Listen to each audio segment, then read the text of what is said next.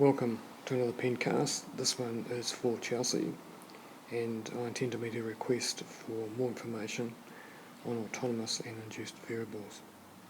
Right, so what's an autonomous variable? Get the spelling right first. In an economic sense, it's a variable that's not affected by changes in national income or Y, so it's not affected.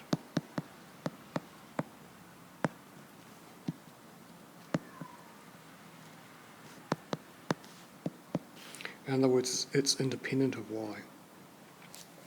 It's got a partner, and it's called induced variables. These are affected by changes in Y. Okay, look, for instance, if Y goes up, it may induce a change. It may induce a change in the induced variable, whatever that variable happens to be.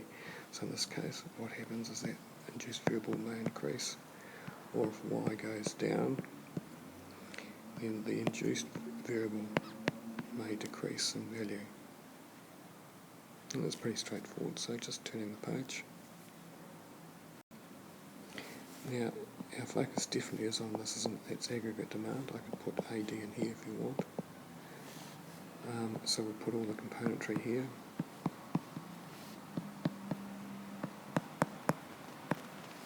Now, what I indicated to you, some of these variables have got an autonomous component and an induced component.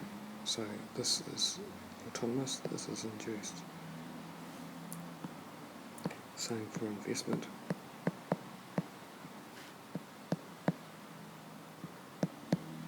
We'll just keep it simple for the government. We'll just assume that it's autonomous. Imports, because we can't control the growth of other countries, we'll assume that's autonomous also. And this one here is importing. Imports are autonomous, and they're also induced. Alrighty. Now look, let's just work an example. Let's just say that households become more optimistic about the future. They think the economy is going into an expansionary phase. And so, rather than delay their spending, what they might do is they might spend up large, knowing that their incomes are going to increase and they'll be able to pay for that spending in the future. Right, so what's going to happen is that we'll have autonomous consumption going up, which in turn will cause income to go up. So the red line is representing an autonomous value change. I go for a blue line now. Now, what's going to happen? This change in income, this one here, is going to bring about a change in the induced variables. So induced consumption spending is going to go up. Induced investment spending is going to go up, and induced import spending is going up, because these are the variables that respond to changes in national income. Remember, these autonomous ones, these ones don't. Alright, so what we can see is that we can see that income in the economy has increased. How do you mean income? Well look, I'll just put Y here. So what was the initial change? Well, there was that change due to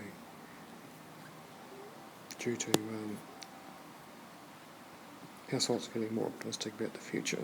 So we'll just label that one CA. Sorry, I'm just learning to drive this new stylus. What about these induced ones? Well, we've got some induced consumption spending. Put it in there. We've got some induced business investment and government investment. That's there. And we've got some increased importing. Now, when we're importing, we're buying products produced by other economies. We're not buying products produced by our own economy.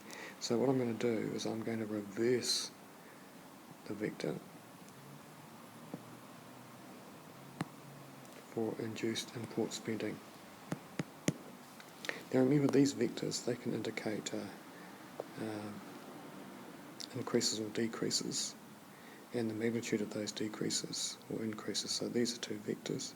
They're both indicating an increase, a small increase, a large increase. Likewise, this one is indicating a large increase. This one here is indicating a small increase. And what we can do is we can add vectors together. For instance, we add them head to tail, and that will give us the net change, whatever that happens to be. So I've added two vectors there together, an up vector and a down vector, and that's the result. Another vector, a smaller vector pointing in the positive direction. Alright, well, that's enough mathematics. Alright, so coming back to this diagram here, we can work out the net change in income, can't we? Well, there it is there, it's between there and there. It's the net change in national income. Now the thing to notice is that this change in national income is much bigger than the change in the autonomous variable. There's the change in the autonomous variable.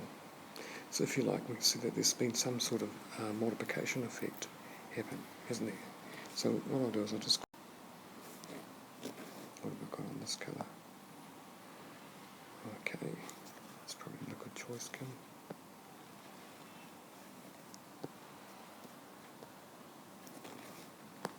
So here we've got the change in Y, and here we've got the change in the autonomous variable of consumption spending. Now you can see one change is bigger than the other, and that there's been some sort of multiplication effect. So if I can put the change in Y over the change in the autonomous consumption variable, then see that we've got a multiplier. You know, for instance, if this has a length of 1, this has a length of 2, and the value of the multiplier is 2 over 1, which equals 2.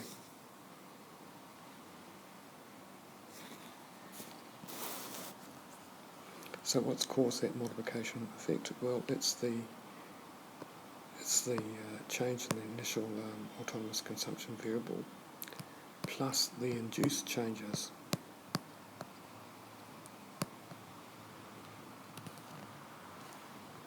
And these things together give us that change in income. Alright.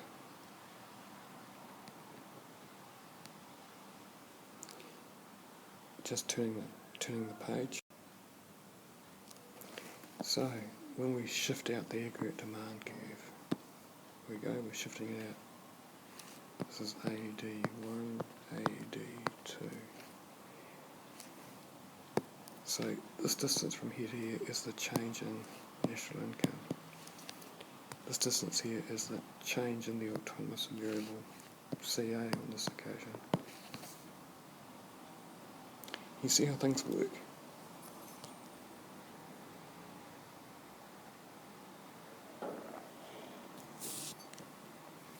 If the multiplication effect is large, then the aggregate demand curve will move out by quite a bit. If it's small, it'll only move out by a little bit in each and every price. Alright, just turning the page. So here we go. Here's another look at this. Y equals C plus I plus G plus X minus M. Let's just do these induced in autonomous bits. I'm having to work really fast with this pen just to get the flow.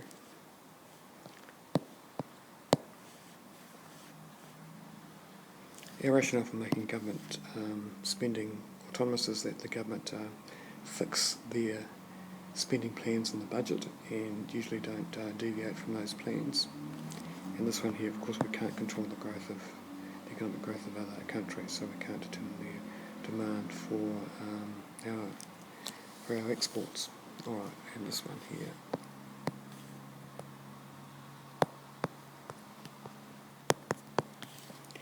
Alrighty.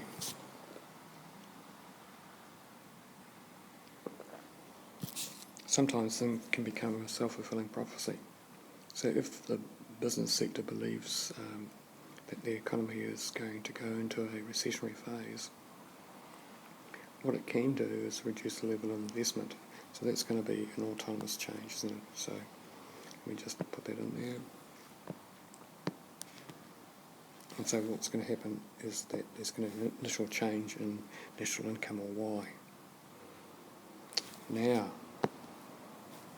that pessimism is now going to induce changes in consumption spending, investment spending, and in import spending. So can we summarise all of these changes in one value? Well, yes, you know the answer to that. We can.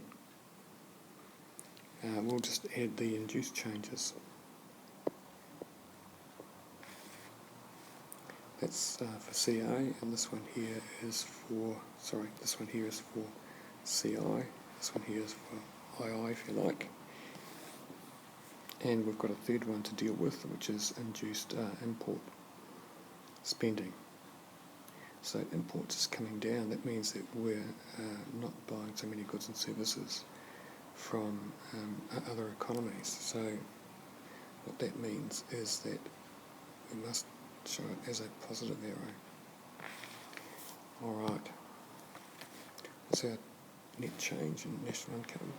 It's this distance here. In fact, it's been a negative change in national income, isn't it? And if we were going to model it, what would it look like? Well, here's the initial AD curve, and here's the new curve. Here's the new